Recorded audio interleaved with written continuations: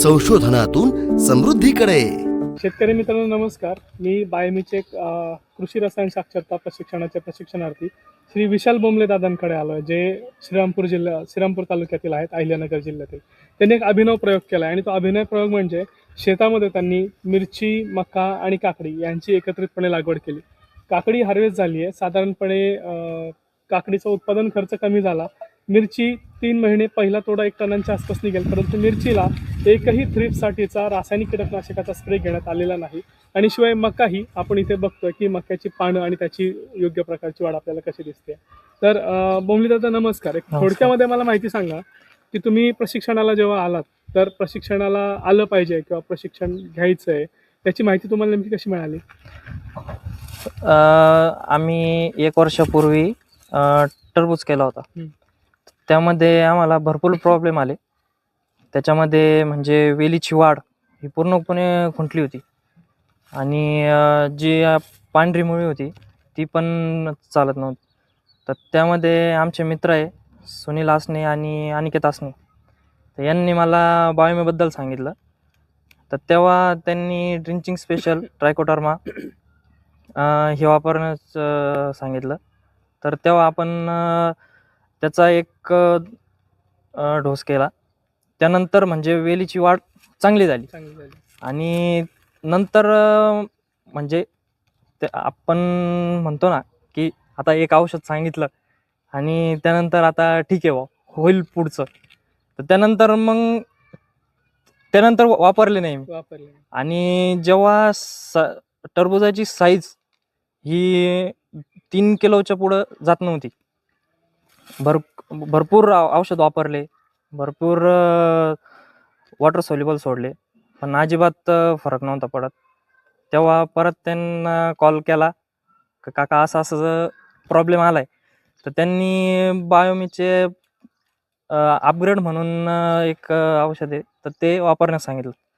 तर त्याचा आपण एक ते सोडल्यानंतर त्यानंतर म्हणजे जे रासायनिकवर जी साईज होत नव्हती 3-3.5 किलोपर्यंत होती, तर ते आपण हायेस्ट हार्वेस्टिंगला काढल्यानंतर आपली साईज तरी 7.5 ते 8 किलोपर्यंत गेली.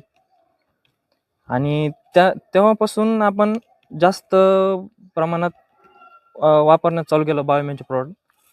म्हणजे इथे टरबुजांची साईज होत नव्हती आणि ती साईज होणं का पूर्ण सुरुवात झाली, कारण मातीमध्ये रासायनिक खतं होती.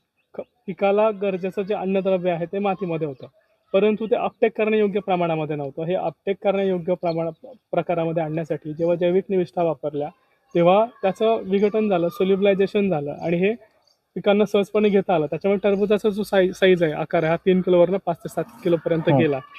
तर हा फरक पडतो जेव्हा आपण प्रशिक्षण घेतो. तेव्हा प्रशिक्षणातून आपल्याला समजतं की जैविक निविष्ठांचा वापर प्रभावीपणे कसा करावा, जेणेकरून रासायनिक घटकांची उपयुक्तता आपल्याला वाढवता येते, त्यांचा वापर कमी करता येतो, खर्च कमी होतो आणि उत्पन्नाचा दर्जा देखील सुधारतो.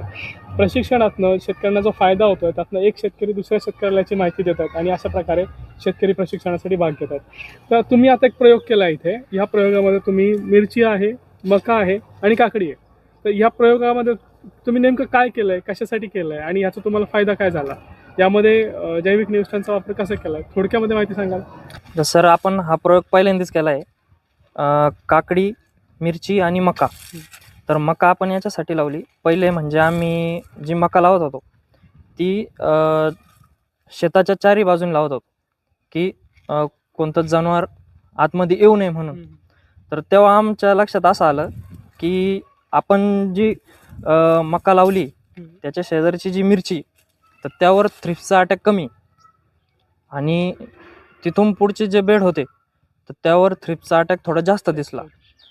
तर त्यामुळं आपण ह्यावर्षी असा निर्णय घेतला की प्रत्येक बेडच्या साईडला मका लावायची आणि एक साईडला काकडी. तर आपण हा प्रयोग केला आणि आपला प्रयोग हा सक्सेस झाला सर. म्हणजे आत्तापर्यंत ह्या मिरचीला एक पण म्हणजे थ्रिप्ससाठी स्पेशल थ्रिप्ससाठी हा एक पण स्प्रे घेतलेला नाही आपण. आजच्या तारखेमध्ये शेतकऱ्याच्या म्हणजे मिरची उत्पादक शेतकऱ्याची सगळ्यात मोठी समस्या काय आहे? मिरचीचा थ्रिप्स कंट्रोल करणं. आणि त्याच्यासाठी बहुतांश रासायनिक कीटकनाशक आज फेल जातात, त्यांचे परिणाम दिसत नाहीत आणि सारखी ती वापरायला लागतात. तर हा जो उपक्रम आहे याच्यामध्ये जैविक कीटकनाशकांची जोड आहे, मक्याची लागवड आहे आणि हा जो आपण आता इथे प्लॉट बघतो ह्या प्लॉटला आतापर्यंत एकदाही म्हणजे 3 महिन्यांमध्ये एकही थ्रिप्ससाठी नाही, थ्रिप्ससाठी स्पेशल थ्रिप्ससाठी एक पण स्प्रे केलेला नाही. जे कोणते स्प्रे होते ते आपण काकडीसाठी घेतले. आणि आता मिरचीची जी क्वालिटी ही एकदम उत्तम आलेली आहे.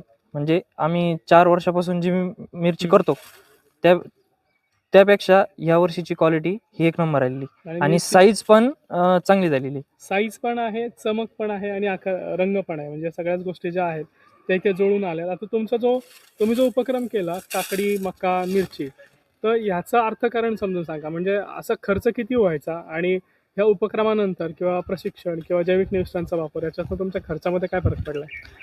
सर म्हणजे खर्च एक पूर्ण प्लॉट काढायला आपला मिरचीचा पहिला तोडा होईपर्यंत आपल्याला म्हणजे खर्च 40,000 ते 50,000 रुपये खर्च यायचा. तर म्हणजे आत्तापर्यंत फक्त औषधाचा खर्च हा 40-50 यायचा. तर आत्तापर्यंत आपण जेव्हापासून बायोमेल संघ जोडले गेलो तेव्हापासून आपला काकडी आपली हार्वेस्ट झालेली आहे. आत्तापर्यंत आपला खर्च हा 12,000 ते 13,000 रुपये झालेला आहे. म्हणजे फक्त औषधांचा खर्च. मग आता आत्तापर्यंत ह्या प्लॉटमधनं तुम्हाला नफा किती मिळाला? आत्तापर्यंत या प्लॉटमधनं आपल्याला तरी 1 लाखाच्या आसपास प्रॉफिट झालेला आहे. 1 लाखाच्या आसपास प्रॉफिट हो, काकडीमध्ये. आणि काकडी गेल्या किती एकर आहे ही लागवड सगळी? ही आपली 1.5 एकर लागवड आहे. 1.5 एकर लागवड आहे. काकडीमधनं 1 लाखाचा नफा झाला. म्हणजे हो. तुम्ही जो उत्पादनाचा खर्च केला हा त्याच्यातनं पूर्ण वसूल झालेला आहे. आता दुसरी गोष्ट याच्यामध्ये अशी की बाकीचा जो आणखी नफा आहे तो म्हणजे मका आणि मिरची. आता मिरचीचा पहिला तोडा कितीच्या आसपास होईल तुमचा साधारण? आमच्या अंदाजे समजा मिरचीचा तोडा हा 1 ते 1.5 टनापर्यंत होईल. 1 ते 1.5 टनांपर्यंत पहिला तोडा. हो. आणि आत्ताच्या रेट प्रमाणे आपल्या या मिरचीचे 70,000 ते 80,000 रुपये होतील पहिल्या तोड्याचे. हो. ठीक आहे. संशोधनातून समृद्धीकडे सोबत बायोमी म्हणजे खर्च कमी आणि उत्पन्नाची हमी.